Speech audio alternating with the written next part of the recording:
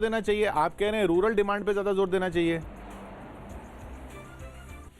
जी, मैं इसलिए कह रहा हूं कि हमने देख लिया, जब भी हमने सप्लाई साइड पे जितना भी कंसेशन दिए हैं उससे डिमांड नहीं बढ़ी, उससे ग्रोथ नहीं बढ़ी। लेकिन जब जैसे प्रधानमंत्री हर बार कहते हैं सबका साथ सबका विकास, सबका साथ सबका विकास तभी हो सकता है जब हम रूरल सेक्टर के ऊपर अधिक फोकस करते हैं, उनकी कैपेसिटी बढ़ाते हैं। जब उनकी कैपेसिटी बढ़ती है तो रूरल डिमांड जनरेट होती है। जब रूरल डिमांड इतनी मैसिव डिमांड जब जनरेट होगी तो वो ग्रोथ के लिए बूस्टर डोज नहीं होगा, वो रॉकेट डोज बन जाता है। तो आई थिंक वो हमें जो चेंज करना है, जो चैलेंज है आज, वो ये है कि हम उस सेक्टर को कैसे बूस्ट करें जो आज हमने देखा है कि Q1 Q2 इस पॉइंट की डिबेट पे जी इस अर्बन और रूरल वाले पॉइंट कंजम्पशन और डिमांड की डिबेट पे संबित आप कहां हैं?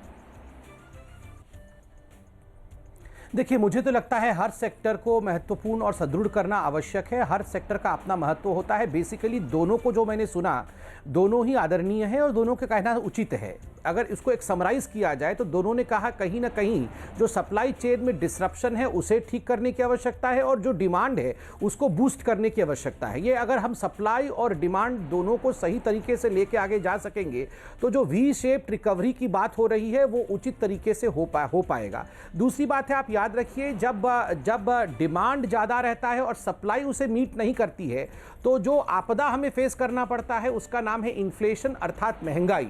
और इसको रोकने के लिए रिफॉर्म्स आवश्यक होते हैं, अर्थात सप्लाई मीट्स द डिमांड। जितनी डिमांड है सप्लाई उतने में ही आए, उतना सप्लाई हम मीट कर सके, इसलिए मध्य में रिफॉर्म होता है। उचित रिफॉर्म के माध्यम से, चाहे किसान बिल हो चाहे अन्य रिफॉर्म हो, इन रिफॉर्म्स के माध्यम से हमारी सरकार ये प्रयास कर रही है कि सप्लाई और डिमांड में किसी प्रकार का हिच न रहे।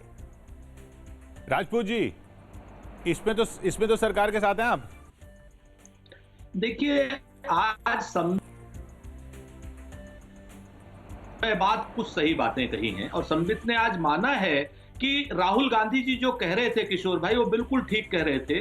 आप किसान की जेब में और मजदूर की जेब में जब तक आप कैश नहीं डालेंगे तब तक डिमांड नहीं जनरेट होगी। इस बात से मेरे ख्याल से देवेंद्र शर्मा जी भी सहमत होंगे, पांडे साहब भी सहमत होंगे कि इंफ्रास्ट्रक्चर में और हमारी जो डेवलपमेंट है और जो हमारी सप्लाई चेन है उसमें सामान बहुत ज्यादा है, लेकिन उसको खरीदा उनके साथ में है। आप देख सकते हैं पहली तस्वीर बजट के पिटारे की निर्मला सीतारमण के हाथ में और तमाम टीम के सदस्य इस वक्त उनके साथ मौजूद है। अनुराग ठाकुर और वरिष्ठ अधिकारी उनके साथ मौजूद है। ये तमाम वो टीम है जिन्होंने बजट को तैयार किया है और निर्मला सीतारमण बजट के पिटारे के साथ, आपको याद होगा ब्रीफकेस से जो ये बही खाते की तरफ बढ़ी है, इसी में वो पूरा बजट है जिसमें तमाम लोगों की अपेक्षाएं हैं, तमाम लोगों की उम्मीदें हैं। देखना होगा कि बजट से कितनी उम्मीदें पूरी होती हैं। यहाँ से वो निकलेंगी राष्ट्रपति भवन के लिए और देख सकते हैं आत्मविश्वास, क्या वो आत्मविश्वास 11 बजे जब बजट पेश होगा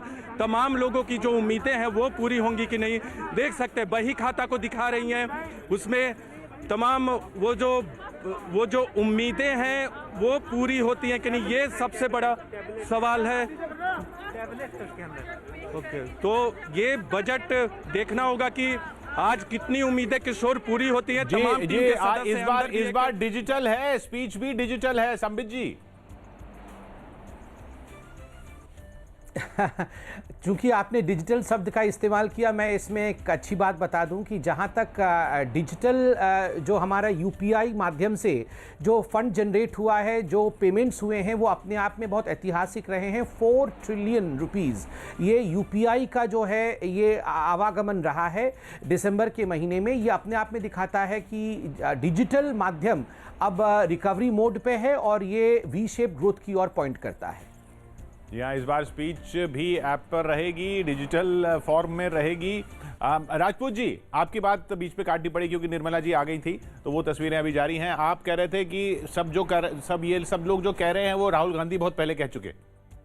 बिल्कुल नहीं, वह साथ में ये भी, खाली मैं राहुल जी की बात नहीं कर रहा हूं, राहुल गांधी जी ने तो कहा ही था। मैं कह रहा हूं कि आज संबित और भारतीय जनता पार्टी भी मान रही है। मेरा बड़ा स्पष्ट मानना है किशोर भाई कि जब तक आप लोगों की जेब में कैश फ्लो नहीं करेंगे तब तक जो हमारा सामान जो इंफ्रास्ट्रक्चर वालों ने बना रखा है, जो कंपनी वालों ने बना रखा है, वो कंजम्पशन में नहीं आएगा।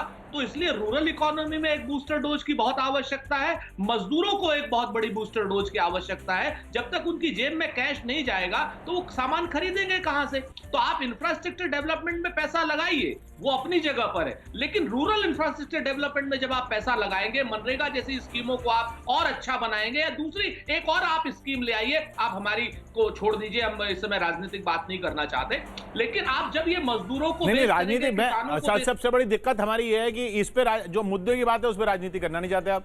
अरे इसी पे तो राजनीति करनी है, यही तो प्रायोरिटीज हैं। अभी संबित ने कहा कि कृषि सुधार कानूनों की बात, कृषि सुधार कानून, उस पर भी आ रहा हूं, मैं उस पर भी आ रहा हूं, मैं उसी बात पर आ रहा हूं। मतलब मेरा मतलब राजनीति का तुच्छ राजनीति से था, कंस्ट्रक्टिव राजनीति तो हमेशा होनी चाहिए। मेरा यहाँ पर एक बड़े स्पष्ट एक सुझाव था संबित जी के जरिए भारतीय जनता पार्टी को, कि जब तक आप कृषि कानूनों में, चाहे वो आप इसेंशियल कमोडिटीज एक्ट है उसको आप खत्म नहीं करेंगे, इन काले कृषि कानूनों को आप खत्म नहीं करेंगे, जब तक आप किसानों की जो उपज की जो लागत है उसको आधा नहीं करेंगे, तब तक आप किसानों की जो क्रय शक्ति है उसको नहीं बढ़ा सकते। आज आप देखिए, आपने यूरिया क्या सारा खत्म कर दिया। नहीं, मैं इस पे जवाब ले लूं संबित से। जी संबित, आप कह रहे हैं वो सुधार है, वो कह रहे हैं काला